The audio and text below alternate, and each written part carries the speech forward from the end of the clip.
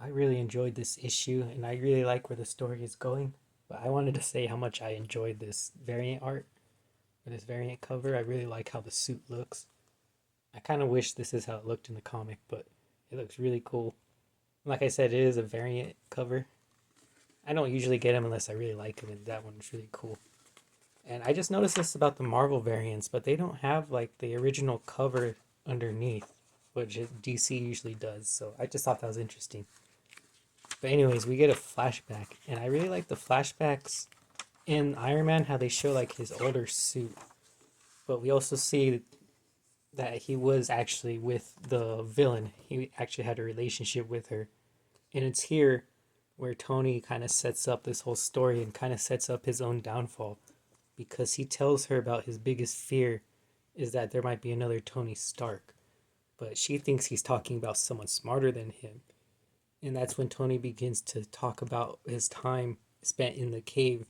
And he says that he forged himself in the fire along with the armor and he changed into a different kind of person.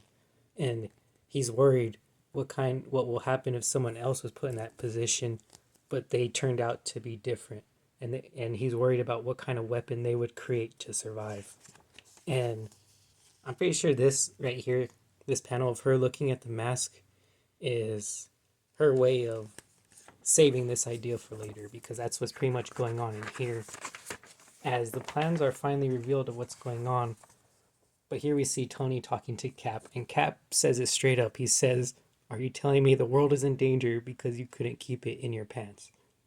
And I'm glad Cap, he said it straight up. Look at this arm bar, or I don't even know what you would call this, but that's an insane grapple. And I also like how whenever Tony speaks, it becomes yellow. So whenever I hear him talk, I kind of hear it coming out of a filter, like from behind his mask, whenever I see the yellow, which I really like that.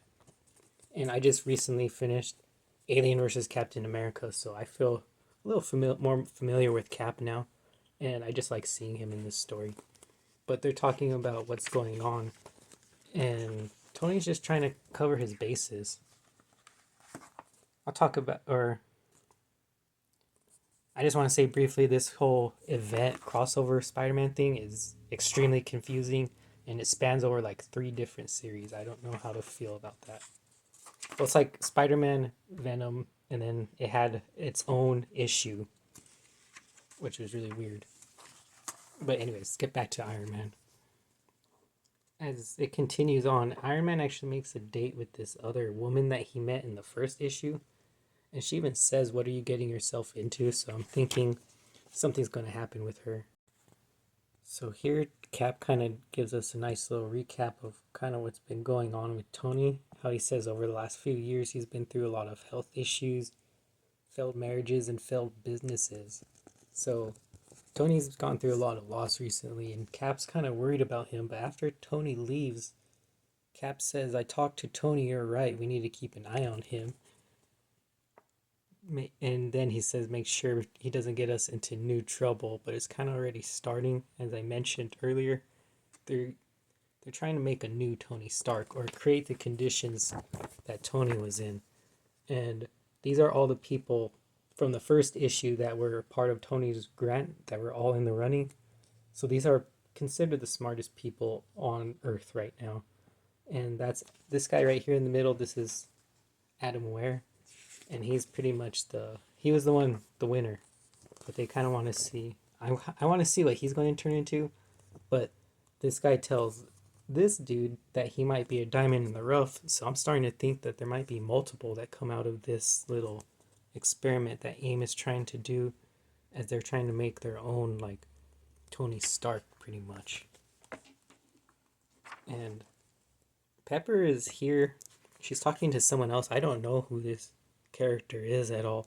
So Iron Man I don't know too much about. That's one reason why I'm kind of reading this is to figure it out. So I don't know who the other one is, but there's another interesting scene where Tony goes to this club. I assume it's filled with villains, and they kind of threaten him because Tony shows up without his armor.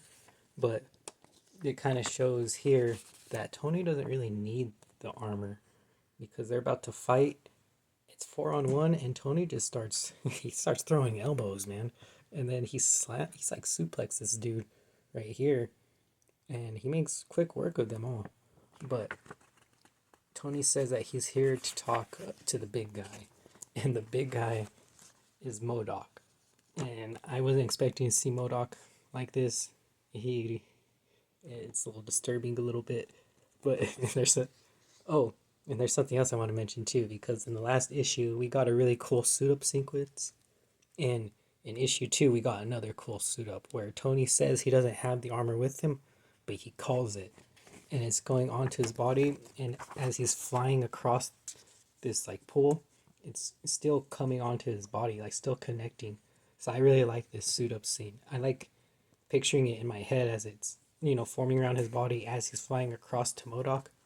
And I never knew this about Modoc, but he has a neck. Like Tony literally grabs him by the neck, and I've never seen Modoc like this. It's so weird, like seeing his neck.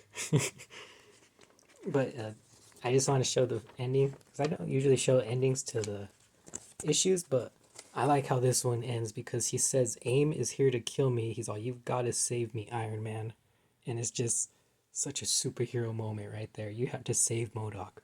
I'm pretty sure Tony's going to, but I just like how it's phrased like that. And like I said, I really like this issue. I like where the story's going. It kind of happened how I was saying how I wasn't that into issue 1 because of setting everything up, and I had a feeling I would like issue 2 more, and I did. I actually like what's happening now. And I'm looking forward to the next issue and what Tony's going to have Modoc really do for him because I don't really understand. He didn't get to ask the question yet. But anyways, thank you guys so much for watching, and I'll see you all in the next one. Later.